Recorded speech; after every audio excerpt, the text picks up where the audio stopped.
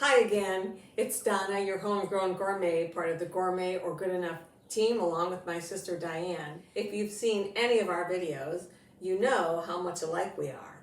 And yet, sometimes we're quite different. We have been having a discussion about our breaded chicken. She has her method and I have mine. So we thought we'd present them to you and let you decide who does it better, gourmet or good enough. For me, it's all about the chicken. I always buy air chilled chicken. The reason I like air chilled is because it doesn't have any added water. If you check some of the packages, you'll see that it can have anywhere from 5 to 10% added moisture, and I don't need that in my chicken.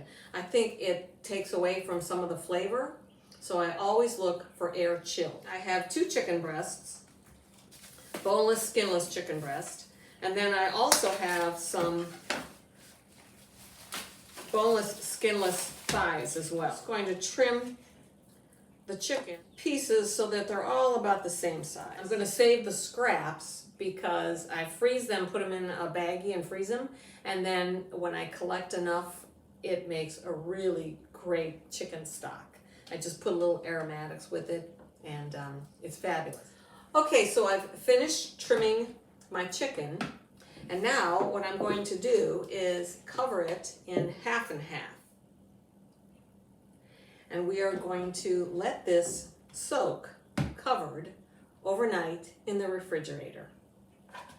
And in the meantime, I'm going to get my other ingredients ready so that tomorrow all I have to do is bread it and finish the recipe. So for my chicken tomorrow, I'm going to dredge it in flour and then egg and then a breadcrumb mixture. So I'm going to go ahead and get my flour mixture ready, and I'm just going to spoon, I don't know, about 1.5 cups of flour in a baggie, and then I'm going to heavily add salt and pepper. I did not season the chicken, so that's why I do a lot of salt and pepper in my flour. Okay, that's ready to go. For the breading mixture, I like to take some plain breadcrumbs. I add some grated Parmigiano Reggiano and some Romano cheese. So I have a combination. Parsley flakes, some dried parsley, a little bit of oregano, and then some garlic powder. Mix that all together. A little bit of pepper, and just a little bit of salt. And we're ready for tomorrow. Okay, my chicken has been marinating overnight in the half and half, and I want to tell you a little bit about this recipe and how it originated. So the reason I soak it overnight is way back in the 70s, my mother came across this recipe in the local newspaper about how to make chicken taste like veal. And veal was one of my father's favorite meats. And I'll bet there's a generation out there right now, they don't even know what veal is. She had this recipe that she cut out from the newspaper and tried it, and it became a family favorite. As a matter of fact, when she passed away, I went through her belongings and I actually found the original recipe from the newspaper. I made a copy of it, and interestingly enough, I have my own little 3x5 that she gave me when I got married, and it's the same exact thing. So I want to share it with you today. And yesterday I made my flour mixture, and then I made my breading. And now I have a couple eggs that I'm going to beat together. Cream mixture, and put that in there as well. In the summertime, I like to just make it and serve it cold. It's great on a picnic. Okay, so we have our station, so we're going to go ahead and get started. And I'm going to take a piece of chicken, and then it goes in my flour mixture.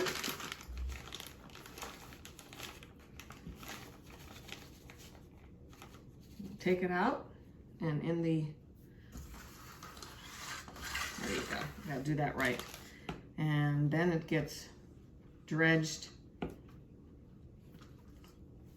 in the egg. Let it drip a little bit, and then that goes right in my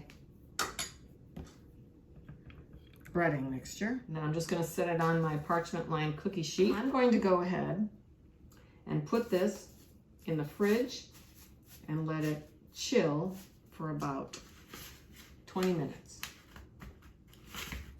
And in the meantime, I can go ahead and clean up.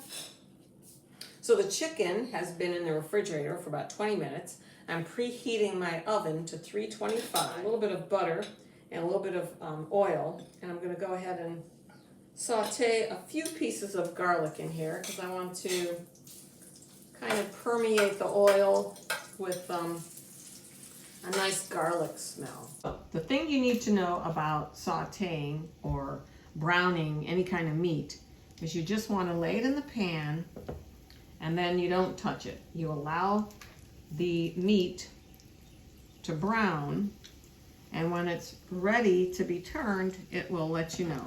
We'll shake the pan a little bit, and when the meat starts to give way, then you know it's time to turn it. The other thing you want to remember is don't crowd the pan. The more you crowd it, then you actually create steam instead of browning, and you don't want to do that. Okay, so this one's ready to be turned over.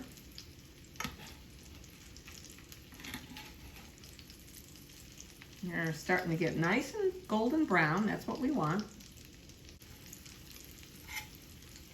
Okay, I'm going to continue to brown these on this side. Now, I made quite a lot of chicken, and I'm not going to cook it all today. I'm going to go ahead and put this in the freezer just like it is so that it freezes, and then what I can do is I can take individual pieces, stack them up in between wax paper, maybe put 3 or 4 in a package, vacuum seal it, and now I have dinner ready to go whenever I need it. Okay, it's nicely browned on both sides. Look at that, that is so pretty. I'm going to go ahead and layer that in my casserole dish. This is going to go in the oven, 325 for about 15-20 minutes.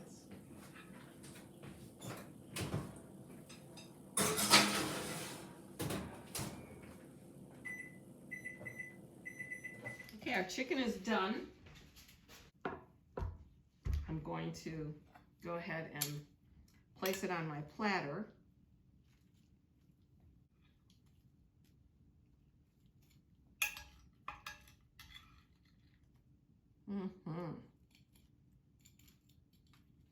Have a couple little sprigs of parsley from the garden. And then a little bit of oregano, since we have oregano in the dish. This is my mother's version of breaded chicken that tastes like veal.